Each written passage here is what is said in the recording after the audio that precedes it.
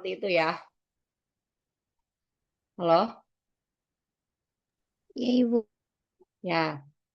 Jadi eh nanti untuk pembagiannya misalnya kasusnya kan harus dibagi-bagi nih. Kalau kalau di biasanya kalau KGD itu memang di IGD dan ICU. Ini jadi saya nggak apa sih namanya ya nggak fokus karena harus menerima admit dari teman-teman kamu.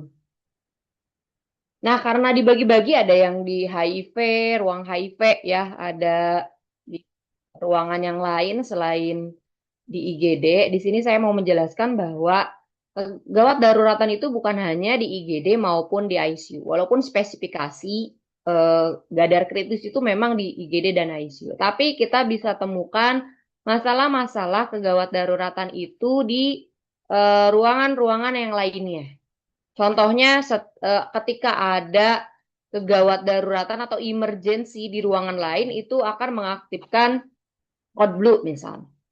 Seperti itu. Intinya perawat-perawat di ruangan lain pun harus paham tentang kegawat daruratan. Bahkan bukan hanya di rumah sakit atau instansi kesehatan yang memiliki IGD, tapi di masyarakat pun itu kegawat daruratan itu juga beresiko. Contohnya misalnya ya memang yang sudah saya sampaikan tersengat listrik, terus kemudian tiba-tiba dia kardiak arrest atau masyarakat umum bilangnya apa ya angin duduk seperti itu. Kemudian tenggelam, nah itu merupakan kegawat daruratan seperti itu.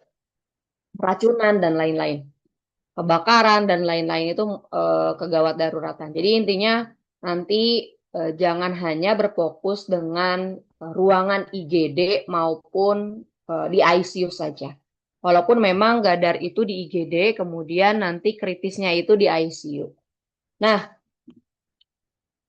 untuk penjelasan itu nanti ditambahkan oleh kami di jam 14 sesuai dengan informasi yang sudah diberikan bahwa nanti akan ada penjelasan terkait dengan PBL itu sendiri.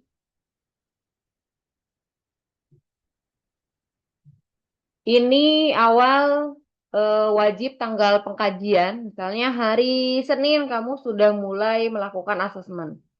Atau hari Selasa ya, berarti tanggal pengkajian wajib diisi, jamnya, kemudian eh, sumber datanya dari mana? Sumber data itu kalau kamu ingat itu ada yang namanya data primer dan data sekunder atau data subjektif dan data objektif. Seperti itu ya. Apakah dapatnya dari pasien itu sendiri atau keluarga? Ada yang memang datang tiba-tiba sudah tidak sadarkan diri berarti kita mendapatkan datanya itu bukan dari pasien. Intinya yang mengantar seperti itu.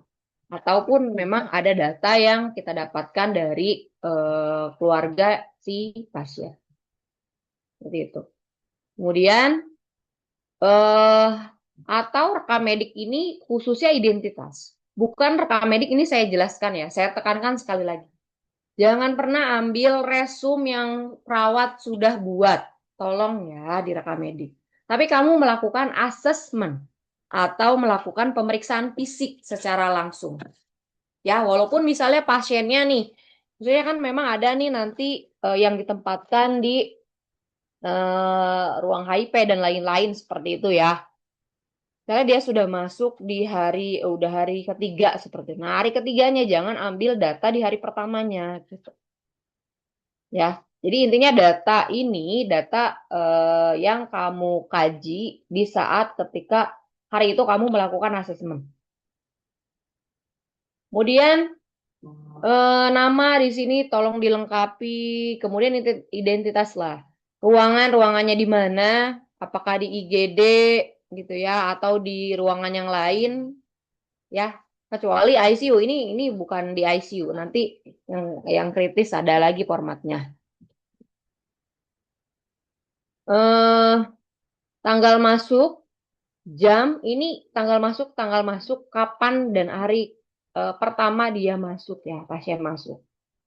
Kemudian untuk nama, saya tekankan di sini menggunakan inisial. Kecuali nanti ketika kita sudah bekerja, wajib nama lengkap pasien itu ditulis ya. Tapi kalau untuk keperluan data kita, karena memang privacy bahkan dilindungi oleh hukum, sehingga memang data pasien itu sangat dijaga sekali kerahasiaannya. Makanya kan nggak boleh foto-foto, buat video di sana ya. Apalagi kita kalau untuk foto untuk pembelajaran, contohnya kemarin ada anak nurse bimbingan dengan saya itu, Bu, bulannya seperti ini luka bakarnya gitu, karena ada korban apa namanya ya, mengalami kecelakaan dan ini dia mengalami luka bakar seperti itu. Nah, mukanya itu nggak dipoto gitu, hanya di bagian tertentu yang memang kita juga nggak tahu itu foto siapa seperti itu, dan itu nggak boleh diposting di media sosial. Kemarin pun ketika pertemuan CI kita sudah diingatkan mahasiswa itu nggak boleh posting di media sosial, baik itu TikTok, Instagram, walaupun dan status WhatsApp. Misalnya Bu Desi di privacy, Pak Firman di privacy, Bu Hana di privacy, dan dosen-dosen yang lain. Tapi masyarakat yang lain yang memang kamu tidak privacy itu akan melihat gitu ya. Jadi bisa jadi yang kamu posting itu keluarganya atau bagaimana. Nah, itu bisa mereka bisa menuntut kamu gitu.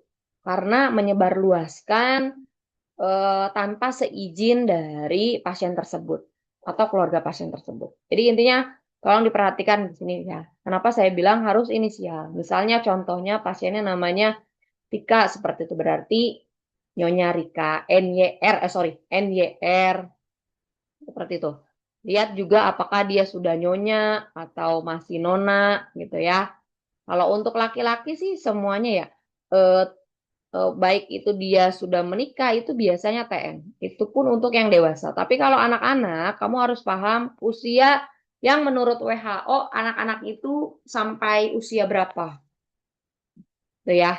Karena 17, 18 pun masih disebut anak. Jadi ANA misalnya. Nah, itu untuk identitas pasien. Kemudian ini kita bisa lihat dari rekam medik. Kalaupun memang kamu nanti lupa bertanya ya ke pasien gitu. Dan intinya sebenarnya kalau untuk format seperti ini nggak boleh kita bawa-bawa ke depan pasien. Misalnya kamu mau melakukan anamnesis, bawa aja catatan kecil saja. Ya, buku catatan kecil. Nah, ini lembaran-lembaran ini nggak boleh sampai kamu bawa-bawa ke dekat pasien. Intinya kalau misalnya kamu ada yang lupa nanti kita tanyakan ketika intervensi. Contohnya kamu diinstruksikan oleh kakak perawatnya, Dek, tolong tensi pasien di ruangan ini atau apa gitu ya. Nanti ketika kamu keliling tensi, itu bisa kita tanyakan, Bu, ini bagaimana ya? Intinya kita tanyakan seperti itu ketika intervensi. Dan kita lihat juga ya, kalau misalnya kita mau intervensi, mau anamnesis, mau tensi, apakah pasien kita itu sedang istirahat atau sedang tertidur? Jangan sampai nanti mengganggu istirahatnya. Karena istirahat itu merupakan bagian dari proses penyembuhan. Kenapa ada jam besuk dan lain-lain? Nah, itu untuk memberikan waktu pasien kita itu untuk istirahat. Karena istirahat itu termasuk ke dalam proses penyembuhan. Kemudian isi riwayat kesehatan, ada keluhan utama. Keluhan utama yang ketika pasien datang, kalaupun di IGD ya, biasanya nyeri, sakit perut, atau dia kita lihat muntah-muntah gitu ya, dia sambil muntah, sambil nangis dan lain-lain, tapi keluarganya bilang, ya ini muntah udah berapa kali dan lain-lain gitu. Kalaupun tidak sadar, di situ kita dapatkan keluarganya bilang jatuh dari kamar mandi misalnya. Nah, itu keluhan. Kemudian alasan masuk rumah sakit ini dijabarkan. Saya tadi jatuh dari kamar mandi, kemudian tidak sadarkan diri gitu. Nah, itu dijabarkan. Riwayat penyakit dahulu, apakah dia ada hipertensi yang memang dia masih mengkonsumsi obat, itu riwayat penyakit dahulu. Apakah ada diabetes, terus kemudian penyakit-penyakit yang lainnya. Kalau dia nyeri, nyeri kepala, ternyata dia memiliki riwayat penyakit hipertensi seperti itu atau kolesterol dan lain-lain. Ini untuk riwayat penyakit dalam.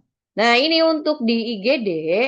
IGD itu dengan kritis itu berbeda. Kalau di IGD itu perbedaannya ya ini ya, ada pengkajian primer, sorry, ada triase. Karena di IGD maupun di kritis itu ada primer maupun sekunder. Nah, triase ini ketika pasien datang kita lakukan anamnesis masuk ke kategori mana?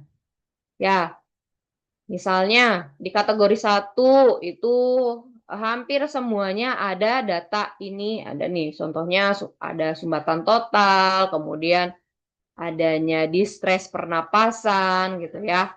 Sirkulasinya tekanan darah melebihi dari 80, adanya gangguan hemodinamik, akral dingin, kemudian sianosis, bahkan saturasinya pun abnormal seperti itu. Kesadarannya GCS-nya nih lihat ya. Kesadarannya kemudian kurang dari 9, adanya kejang, bahkan yang lainnya. Nah, ini respon time pun segera. Jadi masuk di ruang observasi. Nanti di IGD itu ada yang namanya ruang resusitasi. Ketika orientasi akan diinformasikan oleh apa namanya perawat di sana. Masuk kategori mana, Bu? Di sini biasanya mahasiswa ada yang keliru. Misalnya, lebih banyak di merah itu lebih banyak di kategori satu. Walaupun ada sebagian di kategori 2. Berarti itu masuk di kategori satu. Kuning, misalnya, dia lebih banyak di kategori ketiga dibandingkan di kategori 4. Misalnya. Nah, itu berarti kuningnya ke arah kategori 3. Kemudian hijau ini nggak bingung ya karena cuma satu. Walaupun Bu ada juga yang hijau gitu, data di hijau, tapi lebih banyak datanya itu di kuning kategori misalnya 4 gitu ya, walaupun dia ada hijau misalnya. Berarti kita simpulkan dia masuknya di kuning. Nah, itu ya untuk triase. Kamu tinggal checklist aja di sini. Tinggal checklist aja. Kemudian diteruskan kemana? Karena kalau di IGD itu kan hanya sementara ya, maksimal itu 8 jam. Jadi biasanya kalau untuk tujuan itu setelah dilakukan tindakan keperawatan selama 1 kali 8 jam. Kalau di IGD. Karena bentuknya resum. Kalau di IGD itu nggak ada catatan perkembangan untuk berikutnya. Kalau di ICU ini perbedaannya ya. Kalau di ICU atau di ruangan lainnya, ketika pasien tersebut itu dirawat berhari-hari, berarti masuknya adanya catatan perkembangan. Itu perbedaannya resum dengan eh, apa namanya asuhan keperawatan yang lainnya, gitu.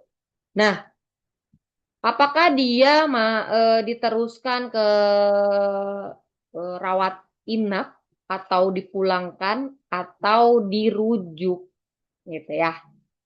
Kemudian triase. Triase yang kita tentukan tadi kuning, merah, masuknya mana, hijau, ya. Triase dari primary survey. Di sini ada airway, breathing, circulation, disability, dan exposure.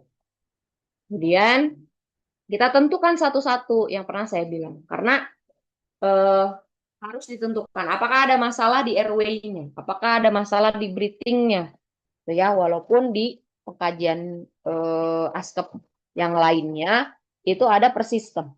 Ada sistem kardiovaskuler, ada sistem respirasi, ada sistem apa namanya neurologi gitu ya.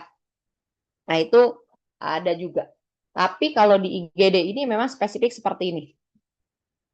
Sebentar, saya sambil admit ya yang lainnya gitu ya. Nah, ini pada telat ini masuk dulu. Apakah jalan napas ini bebas, paten atau tidak paten seperti itu? Nah, kalau tidak bebas ini, misalnya yang pernah saya informasikan, Pak jatuh adanya sputum, darah, dan lain-lainnya. Ya. Kemudian kalau misalnya ada masalah di airway-nya, di sini ada aktual dan resiko, masalah atau diagnosa keperawatan. Kalau aktual berarti eh, ya memang sudah terjadi di saat itu. Kalau resiko dia akan beresiko mengalami pola napas tidak efektif. Tuh, jadi kita menentukan diagnosa itu ada yang aktual maupun potensial atau resiko. Contohnya misalnya ada sputum, berarti kan dia tidak bebas ya. Nah, di sini bersihan jalan napas tidak efektif, aktual. Kemudian intervensinya ini kalau di IGD karena memang cepat ya. Jadi kita checklist aja apa yang akan kita lakukan. Berikan posisi semi Fowler kah, ajarkan teknik batuk efektif. Kemudian selain intervensi itu ada yang mandiri dan kolaborasi. Walaupun memang acuan kita itu adalah Siki. Nanti di bawah saya informasikan tolong Siki ya, dibuat Siki. Kalau ini kan hanya untuk mempercepat saja. Nah kan makanya ada lain-lain di sini. Ini tinggal kita checklist saja yang mana yang akan kita lakukan. Ya. Kemudian breathing, apakah ada gangguan pola napasnya? Karena nanti ada pola napas tidak efektif, kemudian atau gangguan pertukaran gas. Gangguan pertukaran gas ini terkait dengan hasil AGD. AGD sudah belajar ya bagaimana cara menentukan apakah dia asidosis respiratorik, metabolik, seperti itu. Nah, ini nanti hasil AGD-nya silakan masukkan di sini. Walaupun memang nanti ada yang namanya pemeriksaan penunjang. Seperti itu. Iramanya, apakah pasiennya menggunakan otot bantu napas, ya. Nah, ini kita tentukan, kita checklist. Kalaupun memang pernapasannya misalnya lebih dari 30, nah itu sudah masuk di pola napas tidak efektif, ya kita checklist aktual. Tuh. Kemudian circulation. Circulation di sini terkait dengan tekanan darah ya. Heart rate, itu circulation. Akral, kalau dingin itu seperti apa, kalau misalnya semuanya ada cyanosis dan lain-lain, berarti itu sudah aktual. Perfusi jaringan perifer tidak efektif. Itu ya. Ini circulation. Kemudian ada lagi di circulation, kalau misalnya pasiennya itu mengalami apa namanya udem atau kelebihan cairan atau dehidrasi di sini, ya ini bisa masuk hipovolemi. Kita cek turgor kulitnya, apakah elastis atau tidak, apakah ada tanda-tanda dehidrasi. Kalaupun memang ada diagnosa lain, ini kita bisa tambahkan. Nah, ini kan ada ya titik-titik-titik kita tambahkan. And then disability. Disability, lihat nih, intake, output. Ini harus sudah bisa menghitung intake output. Karena apalagi di ICU ya, ICU itu pasien itu kita lihat dari inputnya, cairannya masuk berapa, gitu, dari infus ya. Dari infus maupun kita perkirakan itu ya kurang lebih. Karena kalaupun pasiennya masih bisa minum dari oral, nah itu kan ada tambahan selain cairan dari infus. Kecuali yang memang apa namanya tidak sadarkan diri. Dia hanya mendapatkan cairan itu ketika makan dari NGT. NGT itu kan kita cairkan ya, makanan maupun obat gitu. Terus kemudian dari outputnya itu kita lihat urinal B. Berapa nih dalam sehari itu pengeluaran urinnya. Nah, ini untuk menghitung balance cairan. Dan harus paham juga kebutuhan cairan untuk manusia itu dalam sehari itu berapa. Gitu ya. Intinya kalau saya biasanya, apa kamu benar mengukur gitu. Kalau misalnya hanya kita bertanya kira-kira berapa BAK dalam sehari. Misalnya si pasien sebut 2 kali atau 3 kali gitu. Nah, ini banyak atau sedikit. Pakai angkanya itu kurang lebih. Jangan pasti misalnya 220 cc gitu atau 250 cc. Tapi kita tambahkan kurang lebih. Karena kan kita tidak mengukur langsung. Kecuali yang memang pasiennya terpasang kateter. Itu kan sudah pasti ya. Ada angkanya gitu. Nah, ini elektrolit kita lihat dulu. Kalau misalnya menentukan ketidakseimbangan cairan elektrolit, kita tentukan dari hasil labnya. Apakah ada di bagian laboratorium ini, khususnya pemeriksaan elektrolitnya abnormal, nah ini berarti cairan elektrolit. Disability ini terkait dengan neurologi, khususnya kesadaran. Pasien-pasien datang dengan tidak sadarkan diri, itu purposi jaringan cerebral tidak efektif, itu aktual. Ada lagi yang memang dia stroke non hemoragik, datang dengan berbicaranya sudah pelok gitu ya. Dia sudah mengalami hemiplagi. Nah, itu resiko perfusi jaringan cerebral tidak efektif. Oh, kemudian exposure. Exposure ini terkait dengan nyeri. Terus kemudian apakah dia mengalami hipertermi gitu. Ini bisa kita tambahkan di sini. Nyeri-nyeri pasien nyeri itu masuk di dalam exposure. Nah, ini ada keluhan PQRST ya. Kemarin ada kelas kamu tuh PQRST itu semua untuk keluhan. Saya informasikan bahwa PQRST ini untuk menentukan apakah pasien tersebut nyeri atau tidak. Ada kalau misalnya nyeri, oh sorry, skala nyerinya berapa, kita menentukan skala nyerinya berapa. Gitu. Jadi kalau pasiennya nyeri, kita sudah menggunakan PQRST. Seperti itu.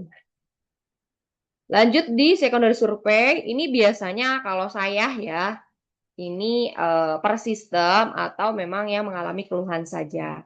Kalau misalnya di IGD ya. Ada lagi memang nanti dosennya minta, kalau ini dikaji semua misalnya per sistem, baik itu dalam. Intinya yang di atas sudah di kaji, nggak usah di secondary survey itu kamu tulis lagi. Jadi double.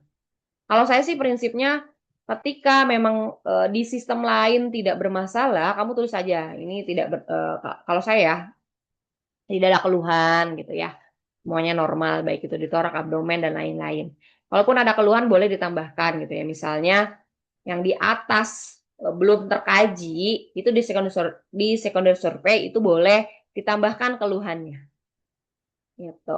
Contohnya ekstremitas di atas itu belum ada kekuatan ototnya, berarti ditambahkan. Kekuatan ototnya misalnya ekstremitas atas itu melemah, yang normalnya itu 5, misalnya 3 gitu. Ini bisa ditambahkan di secondary survey. Pemeriksaan penunjang ini tanggalnya, jamnya, darah lengkap ini ya, darah lengkap elektrolit yang tadi saya bilang. Apakah dia ada gangguan ketidakseimbangan cairan dan elektrolit? Nah, ini ada natriumnya, kaliumnya, itu harus dicek juga bahwa kita menentukan bahwa tadi masalahnya adalah cairan dan elektrolit. Nah, untuk darah lengkap tolong tulis selain hasil ini rujukannya, normalnya, sehingga kamu semua itu bisa membandingkan mana yang abnormal gitu.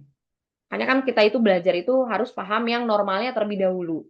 Sebelum kita menentukan apakah dia ada di high ataupun di low. Biasanya hasilnya itu, anak-anak itu saya informasikan, kalau misalnya dia di bawah, berarti itu L dari hasil pemeriksaannya. Terus kemudian kalau dia tinggi dari normal, berarti high. Ataupun kamu boleh kasih tanda bintang, atau dimerahin gitu ya, untuk memudahkan kamu juga membaca, dan nanti untuk dosen pun melihat oh ini ternyata abnormal gitu. Ini silahkan ditulis, saya mau tuh ada hasil rujukannya, nilai rujukannya selain hasil. Jadi misalnya di sini kamu tulis hasilnya, terus kemudian di sebelah kanan dari saya ya, ini nilai rujukannya. Kemudian radiologi ini misalnya tolong dicatat pesannya saja, hasilnya saja. Misalnya pasiennya TBC, bronkopneumonia, hanya itu kalau saya. Nggak perlu kamu jabarkan secara rinci gitu ya di hasil dari ronsennya misalnya, atau CT scan-nya, USG-nya, intinya hasilnya saja. Kalaupun memang ada EKG pun hasilnya saja, misalnya sinus rhythm atau takikardi, bradikardi gitu ya. Nah, itu Hanya hasilnya saja kalau saya hanya minta seperti itu. Kemudian adakah instruksi dokter jaga? Kalaupun memang dokter jaga di IGD menginstruksikan itu silakan isi. Kalau misalnya belum ada, strip aja. Instruksi DPJP pun seperti itu. Nah, analisa data ini ya. Analisa data ini data fokus itu data subjektif dan data objektif. Etiologi, kalau mungkin kalau pembimbing yang lain itu nanti tergantung dari pembimbingnya ya. Kalau saya itu yang nanti bimbingan dengan saya wajib etiologinya ini pathway atau pohon masalah. Sehingga misalnya nyerinya ini bukan hanya tahu iya dia nyeri karena memang dia dispepsi. Tapi saya mau kamu itu paham secara patofisiologisnya kenapa pasien tersebut mengalami nyeri. Contohnya dari dispepsi sebelumnya apa? Ada asam lambung yang meningkat, kemudian dari asam lambung yang meningkat itu dapat menyebabkan apa? Seperti itu pohon masalah. Saya maunya pathway ya per item dari masalah keperawatan. Itu nyeri, ini per item, nyeri. Dan tolong masalah keperawatan ini dilengkapi dengan nomor SDKI. Misalnya nyeri akut, kurung buka, D titik berapa gitu ya. Kemudian kurung tutup. Nah, ini masalah keperawatan itu. Perbedaan masalah keperawatan dengan diagnosa keperawatan, kalau masalah keperawatan nyeri akut tok. Nyeri akut bukan tok ya, nyeri akut. Jadi intinya nyeri akut saja. Nyeri akut kurung buka D berapa? Hanya itu. Nah, kalau diagnosa keperawatan, ini kamu sudah memprioritaskan dari analisa data. Misalnya analisa data yang pertama itu kamu menemukan misalnya ya nyeri akut, hipopolemi, kemudian nasya. Nasya itu mual, misalnya dia ada mual ya. Kemudian defisit perawatan diri. Mana yang harus kita prioritaskan semuanya nih dari 4 ini? Yang kita prioritaskan adalah hipopolemi. Karena kalau cairan pasien tidak lambat kita penuhi, dia resikonya adalah kematian karena dehidrasi. Selain nyeri akutnya tadi. Kemudian yang kedua adalah nyeri akut. Nah, itu diagnosa keperawatan. Dan ada lagi perbedaannya bahwa nyeri akut berhubungan dengan adanya bla bla bla dan ditandai bla bla bla. Gitu. Bukan bla bla bla nanti ya. Intinya nyeri akut berhubungan dengan adanya inflamasi dan ditandai dengan apa? Adanya luka gitu di ekstremitas sebelah kiri. Nah, itu diagnosa keperawatan. Kalau masalah keperawatan tadi nyeri akut D berapa? Ada diagnosa keperawatan itu kita prioritaskan yang mana yang mau kita intervensi terlebih dahulu karena nanti akan menyebabkan hal yang lainnya jika tidak tertangani. Contohnya, pasien itu demam, hipertermi. Terus kemudian kita lihat sudah ada tanda-tanda dehidrasi, dia bibirnya sudah pecah-pecah kering gitu ya. Kemudian turgor kulit juga sudah tidak elastis, berkeringat banyak dan lain-lain, bahkan pipisnya pun sedikit gitu. Jadi kan itu udah ada tanda dehidrasi. Yang mana yang harus kita dahulukan yaitu hipopolemi, baru demamnya. Walaupun demam misalnya 39. Karena kalau kita paham etiologinya atau patofisiologinya, kalau cairannya tidak terpenuhi, ini pasien akan demam terus. Jadi cairan dulu tuh.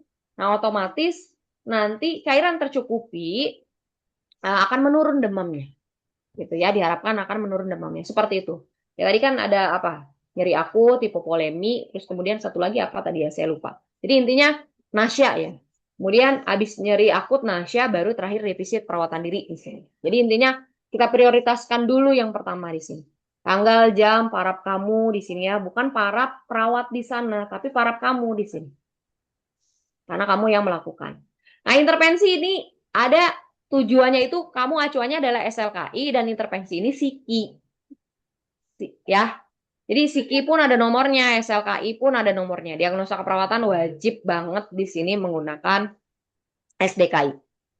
Kemudian implementasi keperawatan, apa bedanya intervensi dengan implementasi keperawatan? Implementasi keperawatan ini kita menggunakan kata kerja dari intervensi. Yang mana yang kita akan prioritaskan dari beberapa intervensi itu, misalnya dari intervensi nyeri kan ada observasi, edukasi, kolaborasi, seperti itu ya. Nah, yang mana yang kita akan berikan terlebih dahulu? Misalnya melakukan, contohnya nyeri itu, manajemen nyeri itu salah satunya apa ya? Relaksasi napas dalam. Berarti mengajarkan pasien relaksasi napas dalam. Seperti itu ya. Nah, ini diagnosa keperawatannya apa atau misalnya boleh di nomor kalau saya, tapi tulis aja di sini diagnosa keperawatannya apa, tindakan keperawatannya apa, respon pasiennya itu seperti apa. Ya, itu untuk evaluasi. Karena evaluasi itu ada pada saat itu, kemudian nanti kita tinggal lagi, kemudian kita balik lagi ke pasien itu ada evaluasi seperti itu juga. Kemudian paraf dan evaluasi catatan perkembangan ini untuk biasanya kalau resume itu kita tidak gunakan. Ya, ini di tidak digunakan ya.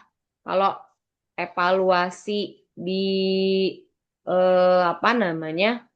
Di resume itu wajib juga menggunakan evaluasi, tapi di sini mungkin nanti catatan perkembangannya diganti evaluasi saja biar kamu tidak rancu. Misalnya memang memang hampir sama, tapi khawatirnya kamu menjadi rancu untuk hari berikutnya. Jadi boleh catatan perkembangannya SWOT ini diganti evaluasi, nanti baru bawahnya SWOT tier. Tolong tambahkan I dan E dan R-nya. Itu untuk implementasi. S-nya contohnya, kita tanya pasiennya, masih nyeri enggak? Masih, pasien mengatakan masih nyeri. O-nya, skala nyerinya, eh, kita kan tahu sebelumnya kita kaji 5. Kemudian misalnya udah turun jadi 3, jadi 3 gitu kan. Pasien masih meringis kesakitan. A-nya, masalah nyeri belum teratasi. Kalau saya itu, mungkin rekan-rekan yang lain itu ada yang nyeri teratasi sebagian, nyeri teratasi dan nyeri belum teratasi. Kalau saya hanya 2. Jadi walaupun dia sebagian, tapi intinya itu belum teratasi. Jadi nyeri teratasi dan nyeri belum teratasi. Misalnya nyeri teratasi sebagian itu masuknya ke dalam nyeri belum teratasi. Seperti itu ya. Oke, sudah selesai. Kemudian nanti ditambahkan lembar pengesahan.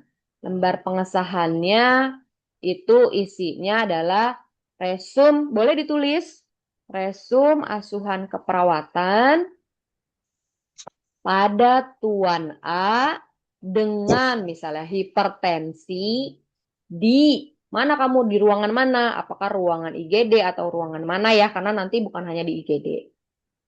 Kemudian di RSU Kabupaten Tangerang. Jadi di ruang Mawar misalnya contohnya, RSU Kabupaten Tangerang eh, di bawahnya 2026. Nah, di situ tambahin apa namanya? Nama saya untuk contohnya nanti sama saya atau sama Pak Firman atau yang lainnya. Preseptor akademik itu berarti dosen keperawatan dari Stikes Banten. Preseptor klinik berarti nanti pembimbing yang ada di lahan. Itu tambahan.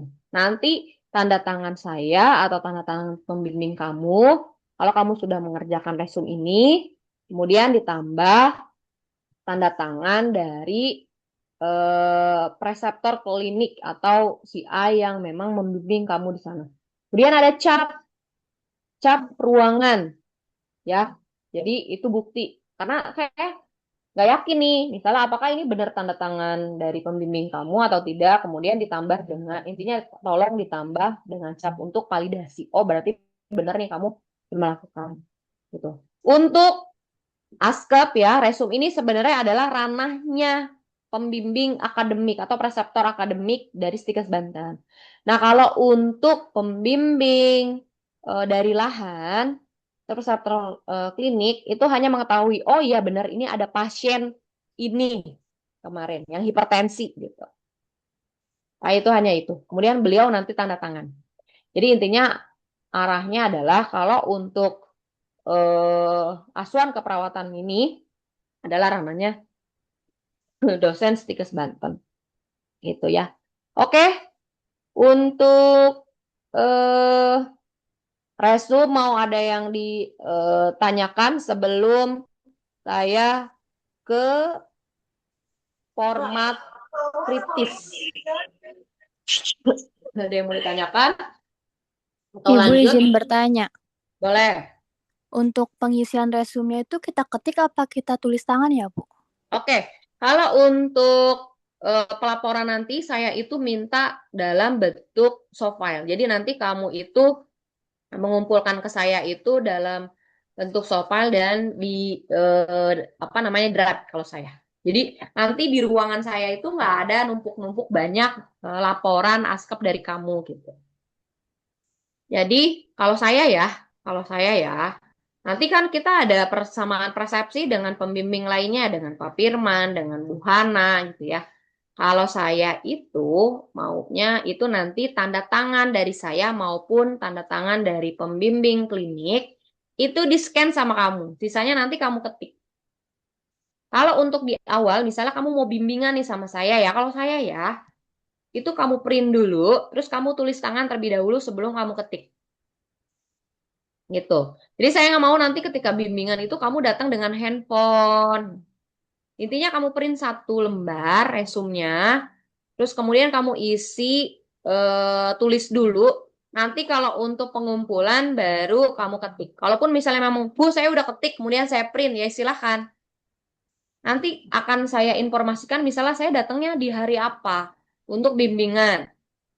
Kalau untuk bimbingan itu nanti di diklat atau ada ruangan. Pokoknya yang bimbingan dengan saya itu wajib kumpul dengan menyertai format resumnya yang sudah di print. Kalaupun kamu mau tulis tangan silakan, kalau sudah diketik itu juga boleh. Intinya ke saya itu nanti tidak boleh menggunakan handphone dan lainnya. Biasanya mahasiswa kan gitu. Alasan padahal baru dibuat gitu. Karena nanti akan ada nilai sikap. Sikap itu berarti dari kesiapan kamu dan lain-lain. Biasanya nanti di covernya itu saya akan tanda tangan. Nah, itu kamu scan sebagai bukti bahwa kamu sudah pernah konsultasi dengan saya. Gitu.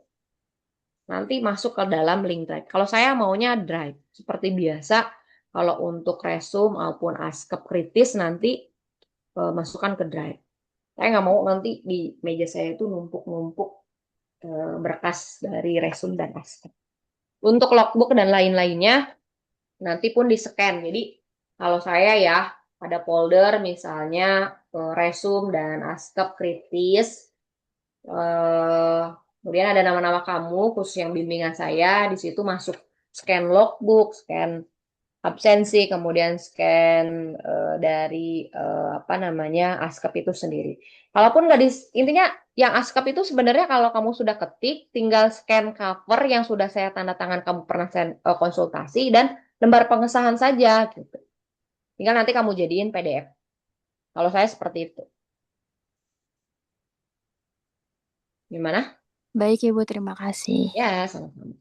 Nanti konsultasi aja dengan kamu tanya aja nanti sama Pak Firman maupun Bu Hana itu seperti apa. Tapi kalau saya itu maunya dalam bentuk soft file. Kemudian link drive-nya nanti tolong kirim ke saya.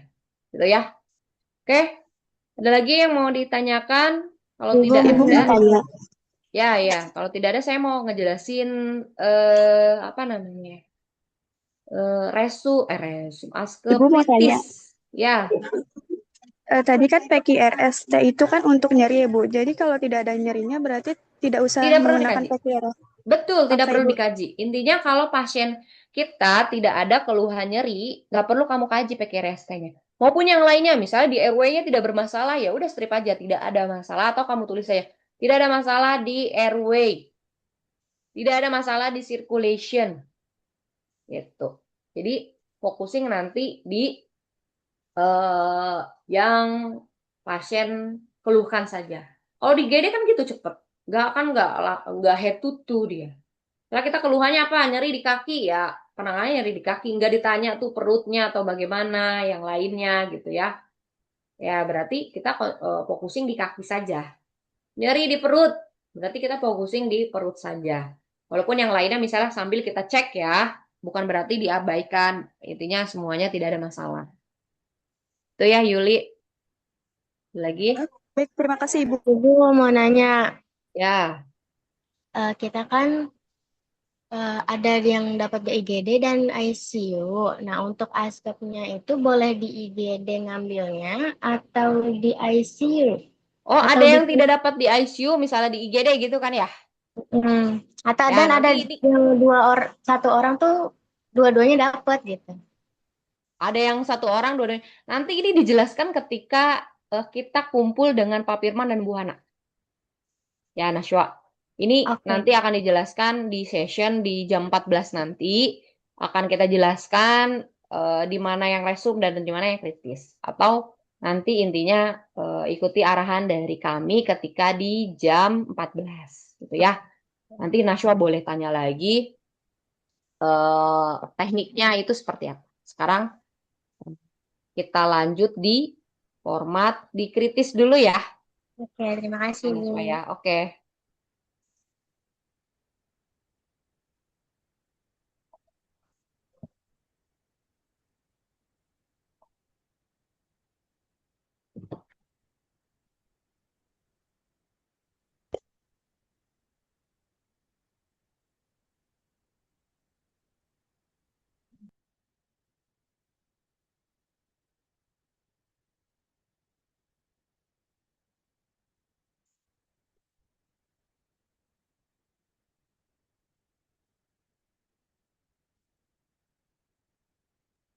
Ini sudah tampil format pengkajian keperawatan kritis ya. Ini sudah pernah disampaikan atau belum sama Pak Firman?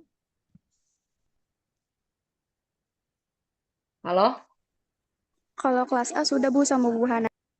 Oh, sama Bu Hana sudah ya kelas A ya.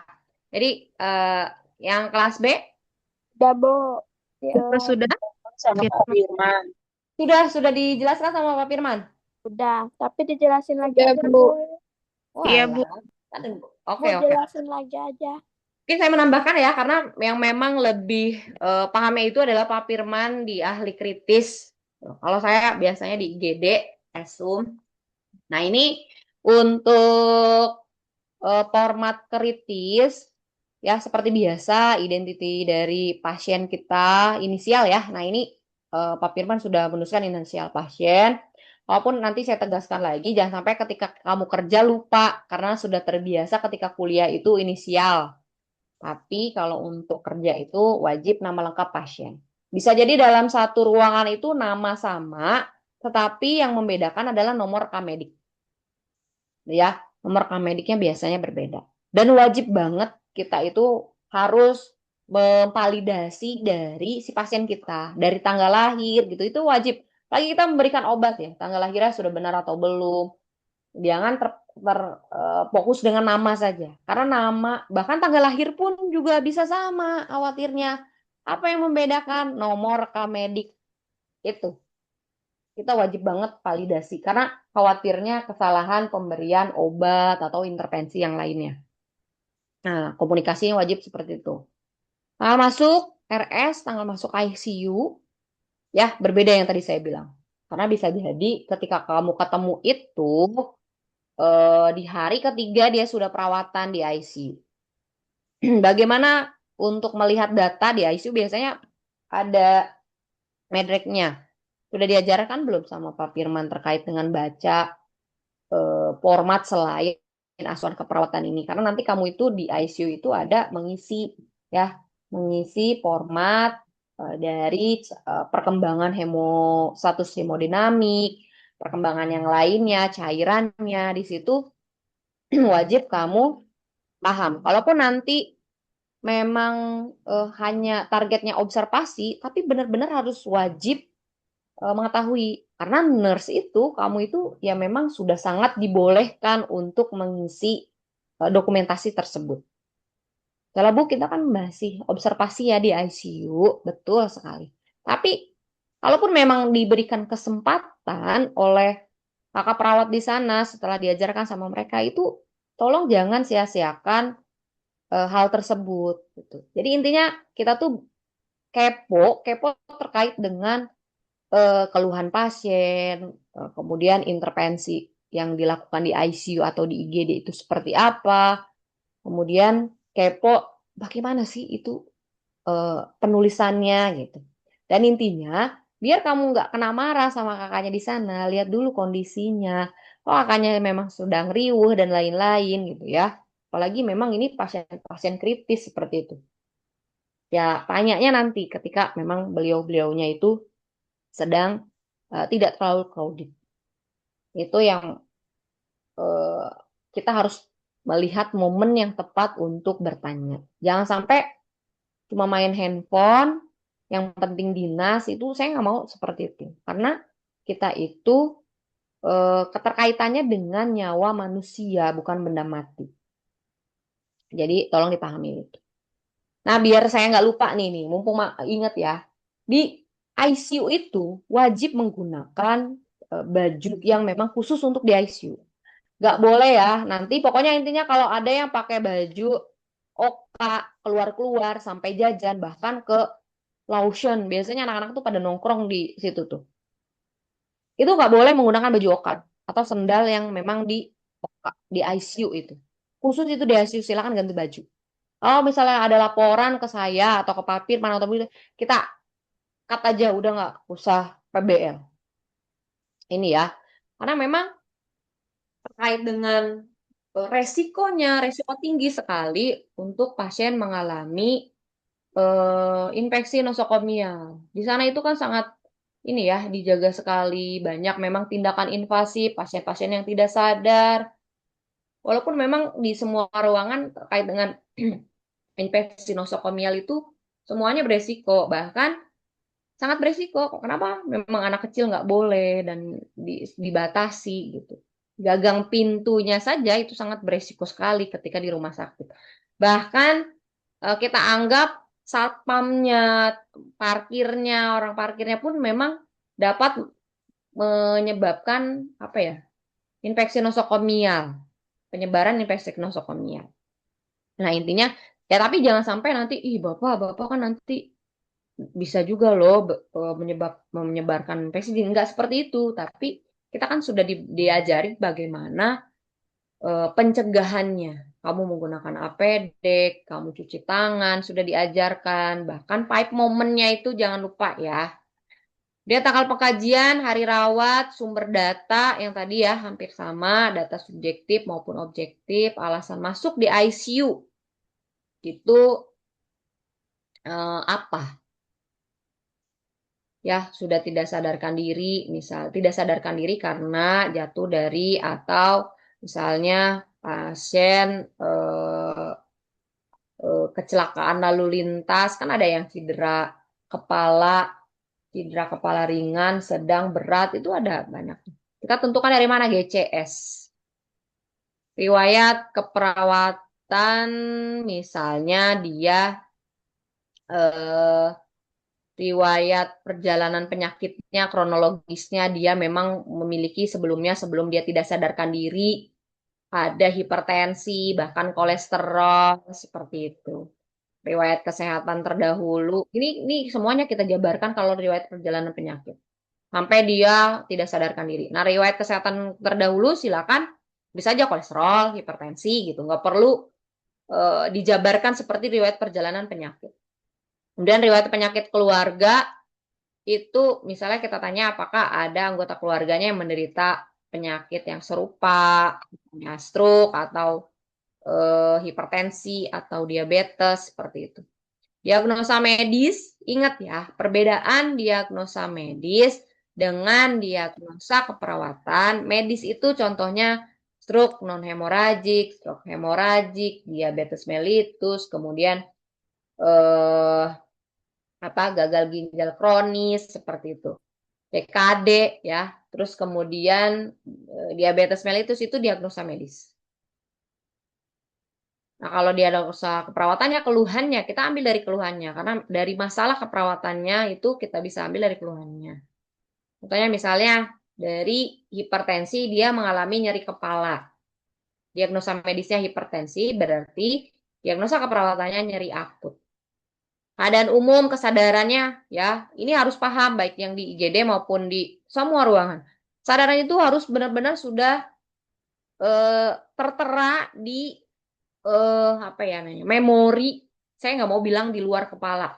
Memori dari serebral kamu ya. Jadi kompos mentis itu apa, apatis itu pasiennya seperti apa, somnolen, soporokomatus, koma, onsedasi. Onsedasi itu memang sengaja tidak disadarkan. Pasti Pak Firman sudah menyampaikan ini ya kan? Jadi onsedasi itu harus wajib kamu harus paham. Vital sign dari hemodinamik. Kalau untuk di ICU biasanya kita lihat dari monitor. Nanti akan diajarkan biasanya di ICU itu cara baca monitor. Ini tolong manfaatkan hal-hal seperti itu Kak. Ini seperti apa? Itu boleh misalnya kakaknya sampai ngajarin dan lain-lain itu tolong dimanfaatkan. Nanti tinggal berbagi dengan temannya. Dan ini jangan sampai ketergantungan.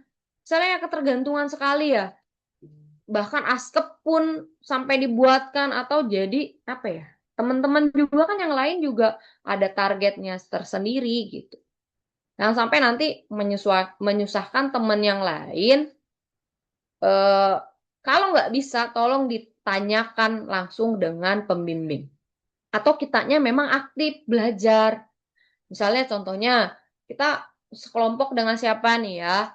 Kitanya yang memang perlu, berarti kita, Miss, misalnya Anissa, ini kajiannya seperti ini ya. Terus ini gini. Nah, itu boleh seperti kitanya yang aktif, bukan Anisanya yang aktif. Bahkan Anisanya yang membuatkan apa namanya askep kritis. Itu salah besar. Tapi kitanya yang aktif. Bertanya bukan hanya ke Anissa, gitu. Misalnya yang lainnya. Tapi jangan sampai mengganggu Anissa targetnya Anissa, mengganggu askepnya Anissa, bahkan jadi Anissanya yang malah belum selesai gitu. Jadi kita juga harus paham terkait dengan momen tertentu. Nah ini itu kesadaran diri. Jadi tolong gak ada lagi itu namanya ketergantungan. Karena ini sebenarnya nilainya itu adalah individu. Tapi ada nilai yang memang inisiatif, kolaboratif. Ini jangan sampai lupa. Kolaboratif bukan berarti yang dibantu ini menjadi ketergantungan. Misal contohnya menjadi ketergantungan sama Anissa. Jadi tolonglah kesadarannya untuk ya memang ini kita itu sedang belajar. Kayak saya bilang tadi, bukan main-main ini tuh. Karena ada kaitannya dengan nyawa manusia. Salah aja. Kita pencet apa di monitor, jadi nanti akan merubah sistem di monitor tersebut. Nah, itu kan jadi membahayakan pasien. Gitu. Nah, ini tolong diperhatikan. Kalaupun memang nggak paham, tolong ditanyakan. Jangan kitanya nggak paham, tapi diem aja. Gitu. Malah nanti atau menggampangkan. Nanti Bu Desi akan gini. Pak Firman nanti akan lupa. Dan Bu Hana akan lupa atau bagaimana. Gitu. Itu jadi tolonglah kesadarannya. Kemudian di berat badan, tinggi badan, bahkan kalau untuk di ICU itu ada penilaian nyeri pasien tidak sadar untuk penilaian nyeri untuk pasien tidak sadar. Gitu ya. Ada juga berat badan pun kita bisa lihat di tempat tidurnya. Jadi nggak perlu kamu gotong-gotong pasiennya yang memang tidak sadar. Misalnya dari tempat tidur pun kita sudah bisa lihat, oh berat badan pasiennya ini. Kemudian jangan lupa dikurangi bahwa kita lihat dulu, kita harus paham sebelum pasiennya itu naik, kita harus belajar itu tuh. Misalnya tempat tidur itu di angka berapa. Karena jangan sampai nanti menjadi tidak efektif untuk angka berat badan pasien. Seperti itu. Atau bahkan kita dari tinggi badan pun bisa tanya sama keluarga. Kira-kira udah pernah belum dicek tinggi badannya Bu? Gitu. Nah ini semuanya nih ya harus diisi saturasi oksigen, temperatur, dan lain-lain. Ini kamu bisa lihat intinya di monitor kalau untuk di ICU. Nah nanti biasanya di ICU juga pasti saya yakin Pak Firman ini udah menginformasikan bagaimana ada yang namanya suction itu yang terbuka, tertutup, seperti itu. Nah, RW itu seperti apa? Apakah ada terpasang alat, penggunaan alat? Nah, ini kalau untuk di ICU ya. Terpasang OPK, NPA, ETT. Nah, ini yang seperti ini kamu nanti tanyakan. Ini pasiennya terpasang apa? Lihat dokter ketika memasang ETT. Atau terpasang yang lainnya khusus di RW, nanti tinggal ditambahkan. Breathing, ventilatornya apakah dia memang yang tadi saya bilang memang menggunakan pernapasannya itu dibantu oleh ventilator. Ada yang dibantu. Jadi pasien tersebut bernapas dibantu dengan ventilator gitu. Apa perbedaannya nanti silahkan kamu observasi di ICU. Kemudian apakah ada terapi oksigen, pasiennya terpasang NRM kah, RF kah? Tinggal kamu checklist aja di sini. Ya, ada apa namanya? Dia ada batuk, kan ada pasien di ICU itu nggak semuanya tidak sadar gitu ya untuk kesadarannya. Bahkan ada yang sadar tapi masuk di ICU. Ini pun kita bisa isi. Bunyi napas ini wajib ya, tolong ya. Saya mau mengajarkan wajib sekali nanti auskultasi. Banyak anak-anak itu lupa ketika anamnesis itu, tidak auskultasi. Jadi terbuai oleh monitor, jadi tidak melakukan auskultasi gitu. Jadi tolonglah ya, tetap diauskultasi menggunakan stetoskop untuk pasiennya. Circulation, ya circulationnya kita bisa lihat juga di monitor. Kemudian kalau auskultasi wajib sekali nih ya, apakah bunyi S1, S2. Terus kemudian kita lihat turgor kulitnya, capillary refill time-nya. Ini jangan sampai nggak paham nih, cek-cek capillary refill time. Ya, apakah dia ada udem, konjungtivanya seperti apa, ini kita wajib. PVV itu terpasang atau tidak. Kemudian disability GCS-nya berapa. Kemudian ukuran pupilnya kita lihat. Kemudian di sistem gastrointestinal, apakah dia terpasang NGT atau bagaimana. Kemudian sistem muskuloskeletal, itu wajib kita cek apakah ada luka atau yang lainnya, ada kombustio. Kemudian gastrointestinal itu seperti apa, terpasang kateter kah atau adanya stoma misalnya. Kemudian sistem integumen ini ya, kalau misalnya pun ada dekubitus, kita wajib bulletin di mana, di bagian apa, area ekstremitas kah, atau di bagian mana, di punggung kah, seperti itu. Kemudian personal hygiene, kita cek bagaimana personal hygiene-nya pasien, alat invasif lainnya, misalnya dia terpasang apa, silakan isi di sini. Kesadaran, lihat nih. Ya, cek kesadaran. Kalau misalnya pasiennya on sedasi, ini kita cek. Kemudian pengkajian nyeri, tuh, yang tadi ada yang nanya ya. Pengkajian nyeri itu, berarti kalau misalnya pasiennya sadar, kita bisa menggunakan nomor seperti ini atau menggunakan face. Tapi kalau pasiennya tidak sadar, kita menggunakan critical pain observation tools atau CPOT biasanya.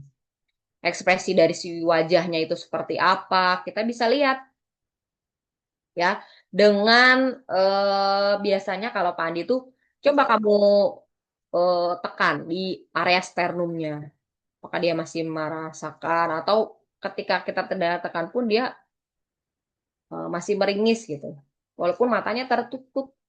Ini ada poin-poinnya, gerakan tubuh, kemudian ketegangan otot, ini wajib kamu cek walaupun pasiennya tidak sadar. Bisa jadi dia tidak sadar tapi dia merasakan nyeri gitu.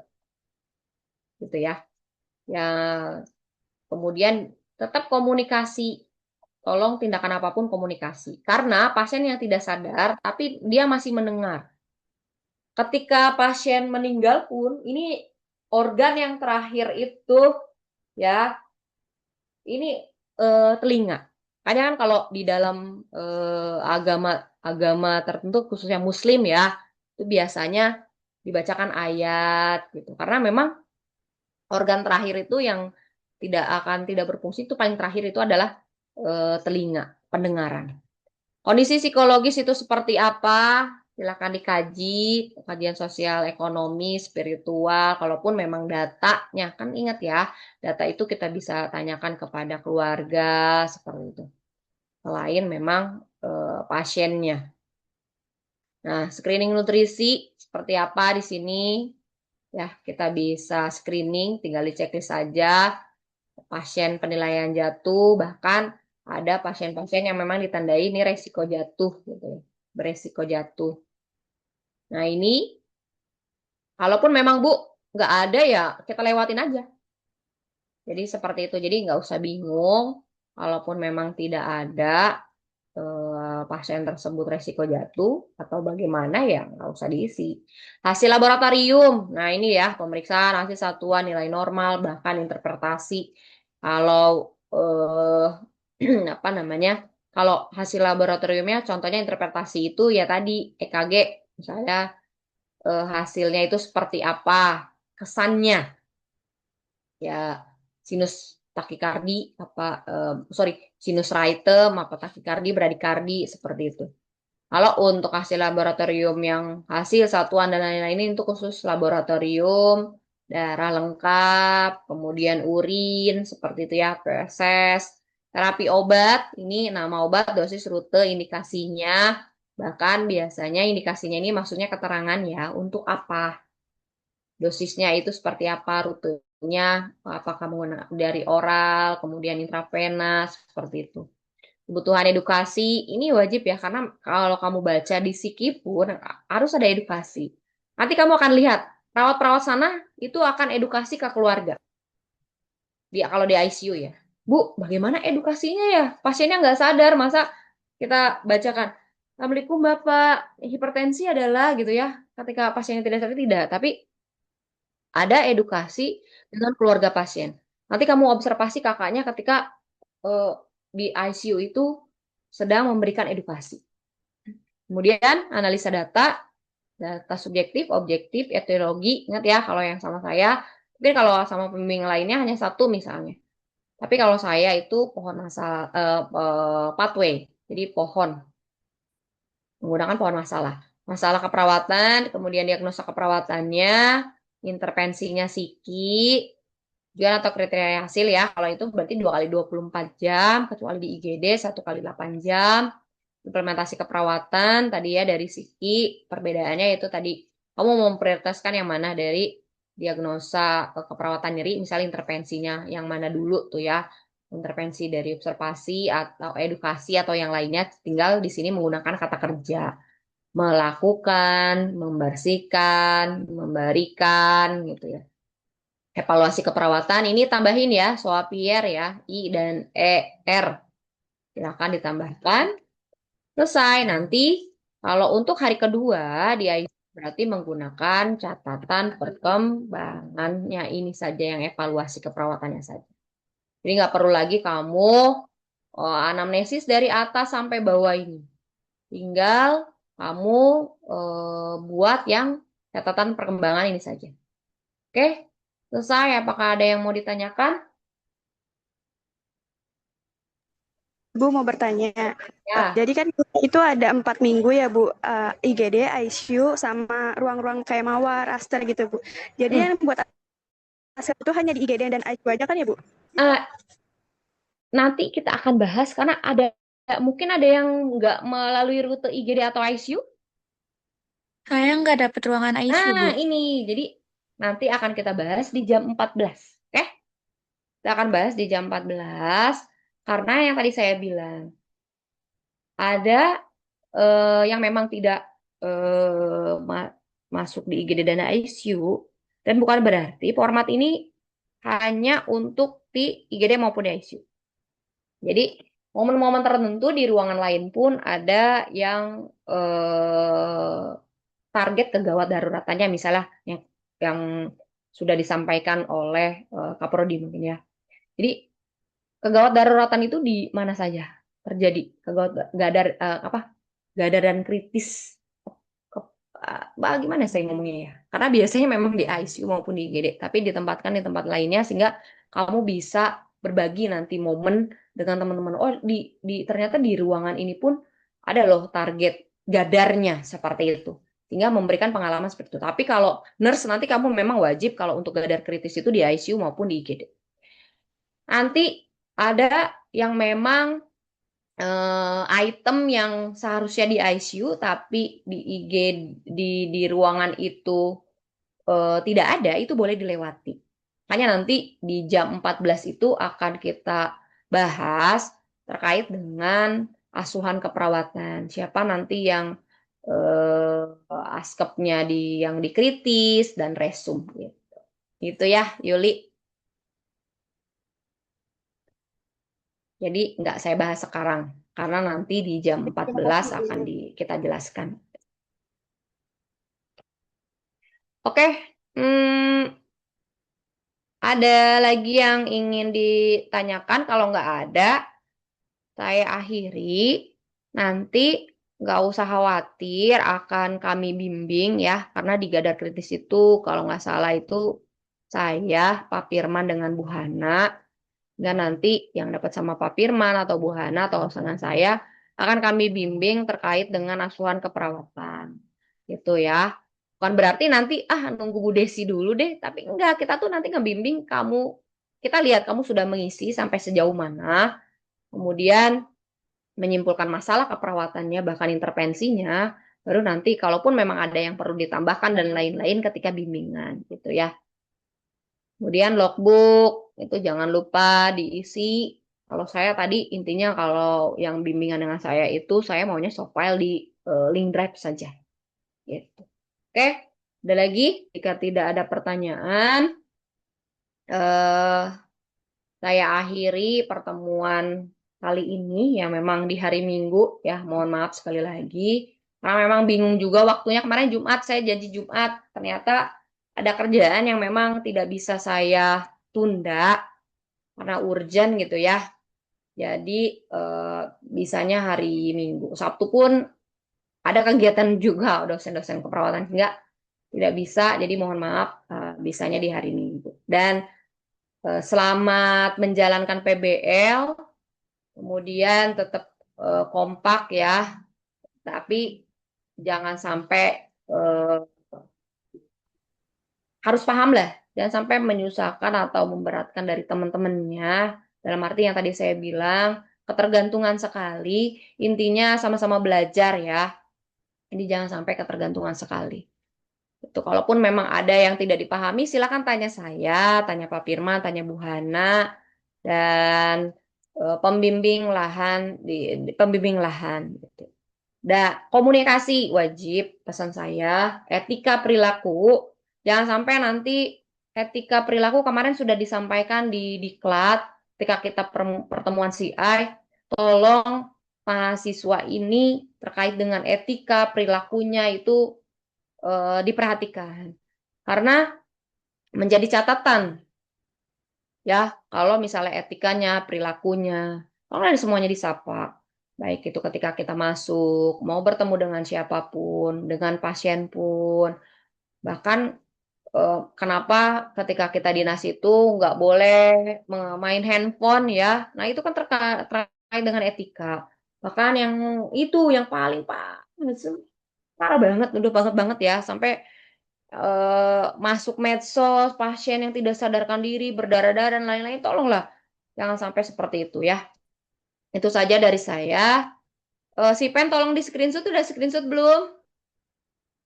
Nih yang A dan B. Si Pen. Sudah, Ibu. Udah ya, oke terima kasih. Itu saja dari saya, semangat semuanya, bismillah lancar, sehat-sehat semuanya. Saya akhiri. Wabillahi taufiq wal hidayah. Wassalamualaikum warahmatullahi wabarakatuh. Selamat pagi semuanya. Ya, Waalaikumsalam. Makasih, Bu. Terima kasih, ya. Ibu. And meeting for all ya.